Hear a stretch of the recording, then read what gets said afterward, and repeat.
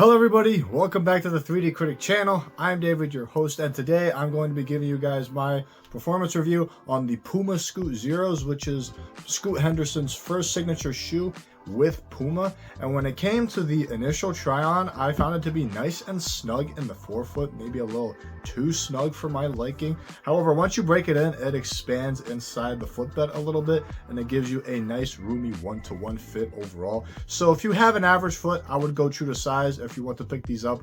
And for narrow footers, go down half a size, and vice versa. If you are a wide footer, go up half a size. And if you guys are interested in purchasing yourself a pair, these are going for only $100 on Puma's website. So if you guys are interested in buying yourself a pair, I will leave a link in the description box below. Now, jumping into the traction, I found it to be really tacky right out of the gate. Lateral movements gripped really well and it felt really quick going from side to side. I felt really shifty in that front. And the lateral movements are the same story. You get a really nice get off when it comes to your quick first step, and it was nice with the hard stops as well.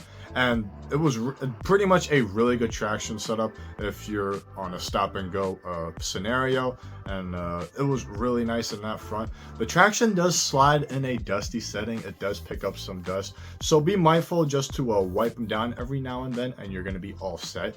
And when it came to the durability, it is overall pretty good. You are getting really thick herringbone grooves overall with this hexagonal pattern in the forefoot, and you're going to get some wear in the high wear areas, especially in the medial side of the forefoot and some in the heel, but it is overall pretty good. And at the end of the day, it is a really good and reliable traction setup. Now, getting into the cushion, in my opinion, it is not bad for what you are getting. You are getting a Pro Foam EVA midsole that has a nice responsive feel in the forefoot with a nice subtle bounce that is aided by the top-loaded midfoot shank plate that you have.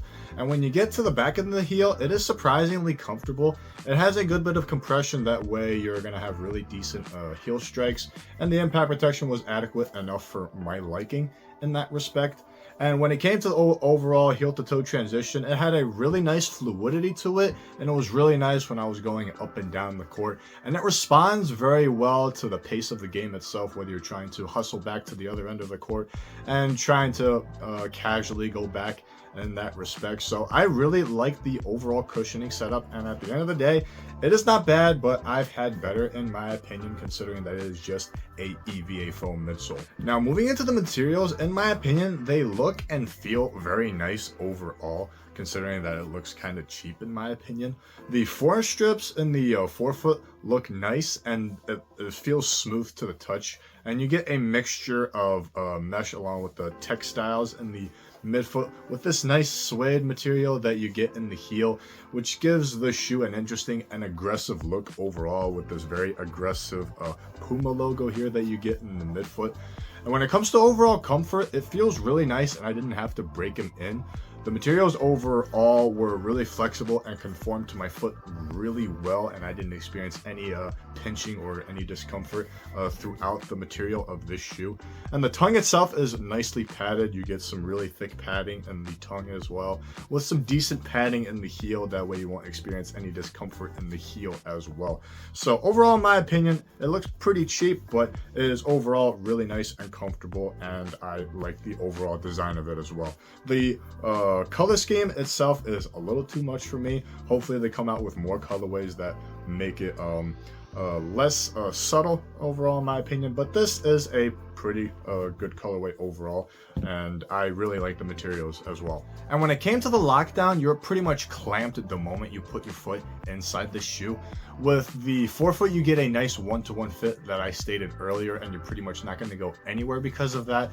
And when you get to the midfoot, you're going to get this lockdown strip material that you're going to get in the forefoot and midfoot, and it keeps the midfoot basically into place, and it is on both sides, so you won't be going anywhere in the midfoot. And when you get to the back of the heel, it is nice and conformed, and it has a nice sculpture in the heel overall, that way you're sucked into the heel, and I didn't experience any heel slippage because of that. And it is overall a really nice, well-rounded shoe when it comes to the lockdown itself.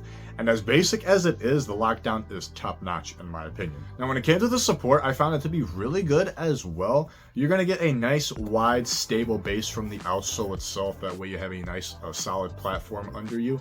With the sloped midsole, you're going to get with additional lateral support along with the synthetic lockdown strips that you have. It helps the overall structure of the material itself not cave in on you and be structurally sound overall. And when it came to the overall torsional rigidity, it is pretty nice also with the top-loaded midfoot shank that you have. It is nice and rigid and you won't contort on you, and you have really nice stability inside the shoe as a result. And in the back, you're going to get a basic TPU heel counter that helps the heel be locked into place and not move side to side in that respect. So from top to bottom, it is a very supportive shoe, and I didn't have any instability as a result. So to sum it all up, this is a very good shoe in my opinion at a very affordable price. The traction in my opinion was the main highlight of the shoe. It was really quick from side to side, and the get off was excellent in this.